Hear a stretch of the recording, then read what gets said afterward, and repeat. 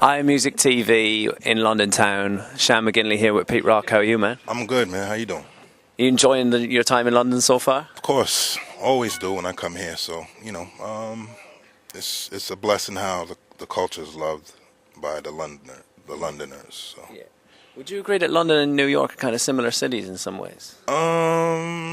Some ways, like I guess, on the outskirts or on the outside.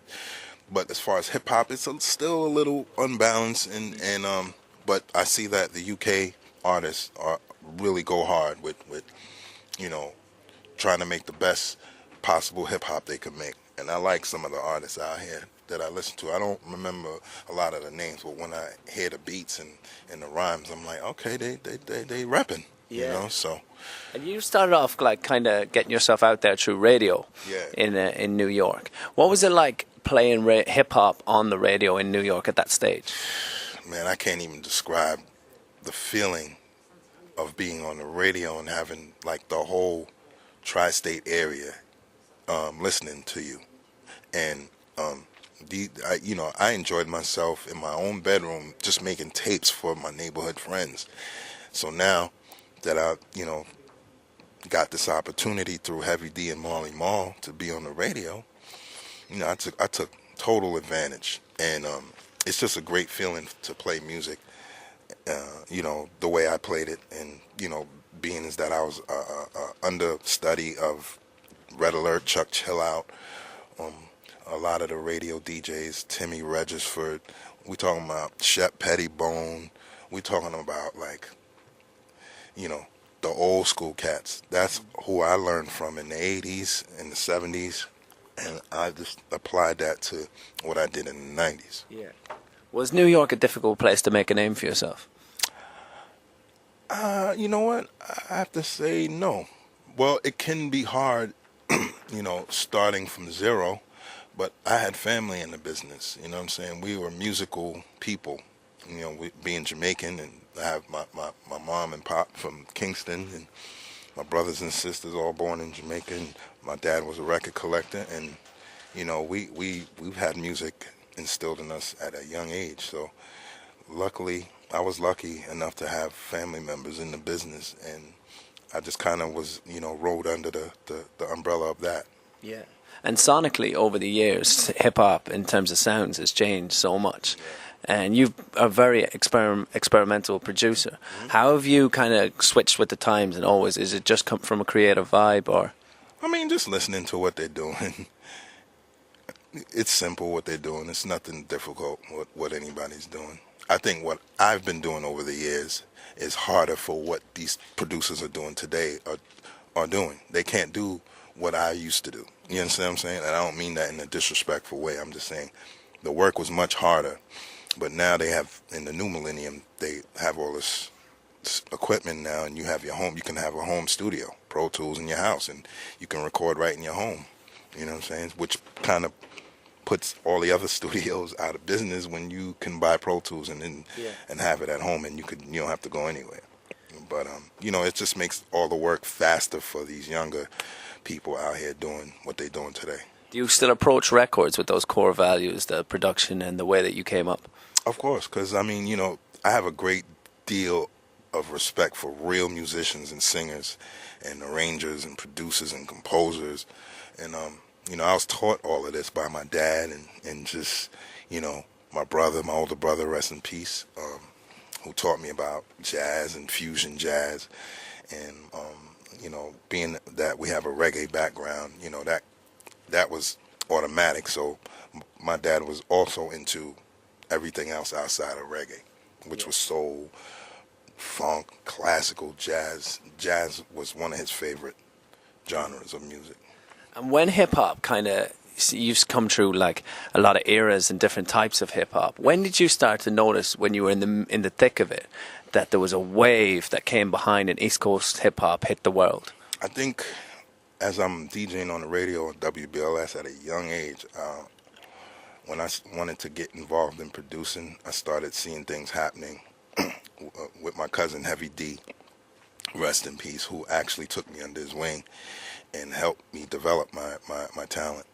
And and help put me out there for people to hear. And right now, I can say with how hip hop is today, I mean, I was very ambitious, you know, and at that time, and wanted to be like a Howie T or a Marley Marl, or you know, I wanted to be those guys, Yeah. but have my own identity. I didn't want to sound exactly like them, and I just wanted to be someone that was looked at in my own light.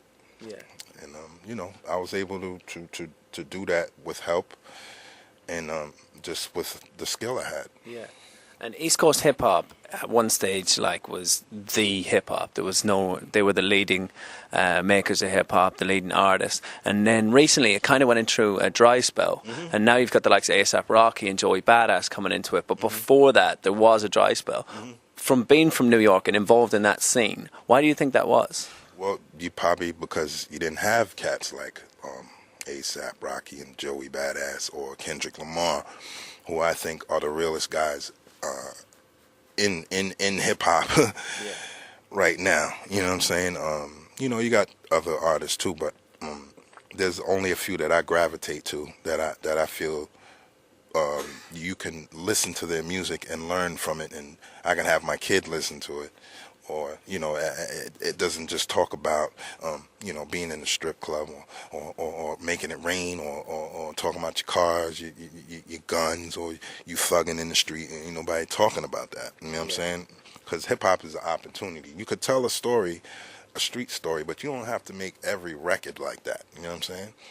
You know, and that's when it becomes a little gimmicky, and you can see within the artist that, you know, he's more into, you know, telling a story that he thinks is going to carry him through hip hop. Yeah.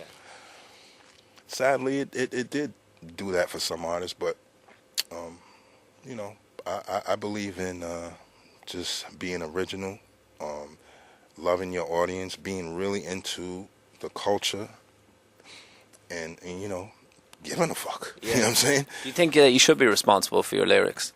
Of course. It's, I mean, you know, being hip, like I said, hip hop is an opportunity, man. You know, you got a chance for millions of people to hear your story. You know what I'm saying? So with that, you just make sure that you tell a story that people can relate to, and you know, that people can really understand where you're coming from. Yeah. You know what I'm saying? Yeah. And you know, my whole motto is to just keep it real with everyone and everything that you do. Yeah. Yeah. And you're working on some really exciting projects at the moment. You've got Pizza Instrumentals, and you've also been working with De La Soul, and you're back working with a member of the WuTang. Yeah. What kind of chemistry have you built with the WuTang over the years? I mean, my guys for life, man. Yeah. Oh, every single last one of them. You know what I mean? Rest in peace, ODB. And yeah, I'm working with getting ready to do some things with Inspector Deck, Capadonna.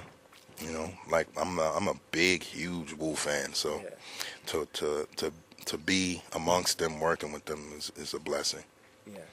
Is it amazing to come through at a certain era where an entire generation crew come through, and then you look around and your entire crew is there? Mm-hmm.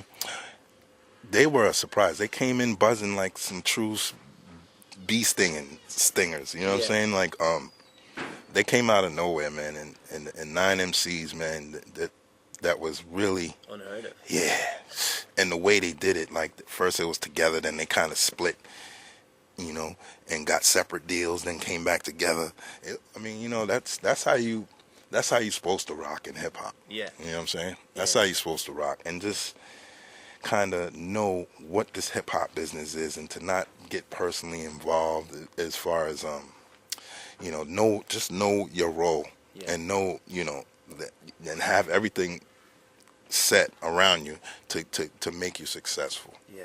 You know what I mean? And for anyone out there that's looking at you right now and looking at your career and what you've achieved, and someone who wants to come into the business and not only make a name for themselves but also achieve longevity, what advice would you give them? To be passionate, to love what you do, because I absolutely love music. You know what I'm saying? And I think that's probably why I'm still around and I'm still here today. And even my cousin Hev saw that in me and said, you know what, man?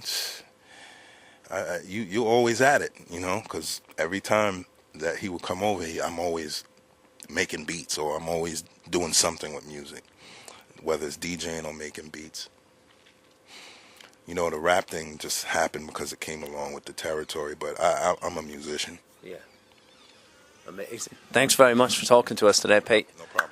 Pete Rock in London town. Peace. Big ups.